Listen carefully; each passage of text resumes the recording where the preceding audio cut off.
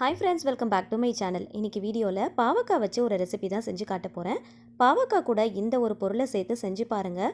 சாப்பிடாத குழந்தைங்க கூட கேட்டு வாங்கி சாப்பிடுவாங்க. எப்படி செய்யலாம் அப்படிங்கிறத பார்க்கலாம். பார்க்குறதுக்கு முன்னாடி சேனலை மறக்காமல் சப்ஸ்கிரைப் பண்ணிக்கோங்க. பாகற்காயை இந்த மாதிரி ரவுண்டாக கட் பண்ணி எடுத்துக்கலாம். ரொம்ப திக்காகவும் இல்லாமல் ரொம்ப மெல்லிசாகவும் இல்லாமல் மீடியம் ஷேப்பில் கட் பண்ணி எடுத்துக்கோங்க. இந்த ரெசிபி செய்யறதுக்கு இந்த மாதிரி ரவுண்டாக கட் பண்ணோம் அப்படின்னா தான் கரெக்டாக இருக்கும். இந்த மாதிரி ஃபஸ்ட்டு கட் பண்ணி எடுத்துக்கலாம். ரொம்ப திக்காகவும் இல்லாமல் ரொம்ப மெல்லிசாவும் இல்லாமல் இந்த மாதிரி மீடியம் ஷேப்பில் கட் பண்ணி எடுத்துக்கோங்க. இப்போது இதில் நிறைய விதைகள் இருக்கும். இந்த விதைகளை ரொம்ப ஈஸியாக நம்ம ரிமூவ் பண்ணி எடுத்துடலாம். இந்த மாதிரி கட் பண்ணிவிட்டு நம்ம எடுத்தோம் அப்படின்னா ரொம்ப ஈஸியாக எடுத்துடலாம். இந்த விதைகள் எல்லாத்தையுமே மறக்காமல் எடுத்துருங்க. இந்த விதைகளோடு சேர்த்து செய்யும் போது கசப்பு தன்மை இருக்கிற மாதிரி இருக்கும். ஸோ குழந்தைங்க அந்தளவுக்கு லைக் பண்ணி சாப்பிட மாட்டாங்க. அதனால் விதைகளை நம்ம தனியாக எடுத்துடலாம். விதைகளை எடுத்ததும் பாகற்காயை தண்ணி ஊற்றி ஒரு 2லேருந்து 3 டைம் கிட்ட நல்லா சுத்தமாக வாஷ் பண்ணி எடுத்துகிட்டு வந்துடுங்க. இப்போ தேவையான மசாலா பொருட்கள் சேர்த்துக்கலாம். 1/4 ஸ்பூன் மஞ்சள் தூள், காரத்துக்கு ஏற்றா போல் மிளகாய் தூள் சேர்த்துக்கோங்க. நான் ஒரே ஒரு பாகற்காய்க்கு 1/2 ஸ்பூன் மிளகாய் தூள் சேர்த்துருக்குறேன்.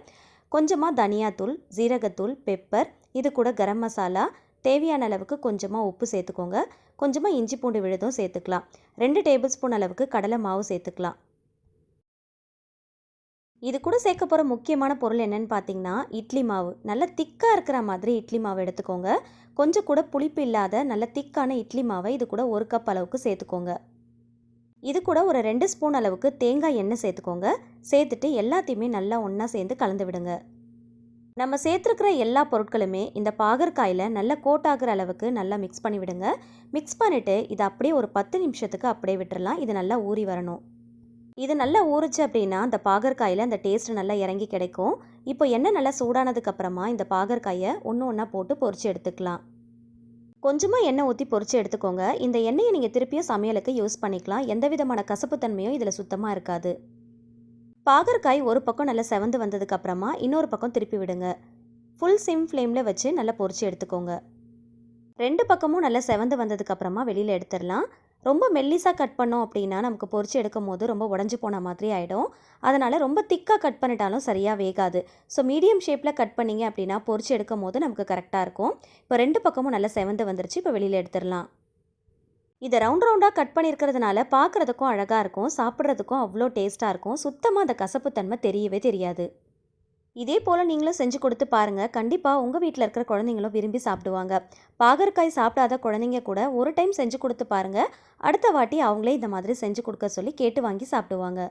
சின்ன குழந்தைங்க மட்டும் இல்லைங்க, பெரியவங்களில் கூட சில பேர் பாகற்காய் கசப்புத்தன்மையோடு இருக்கிறதுனால சாப்பிட மாட்டாங்க.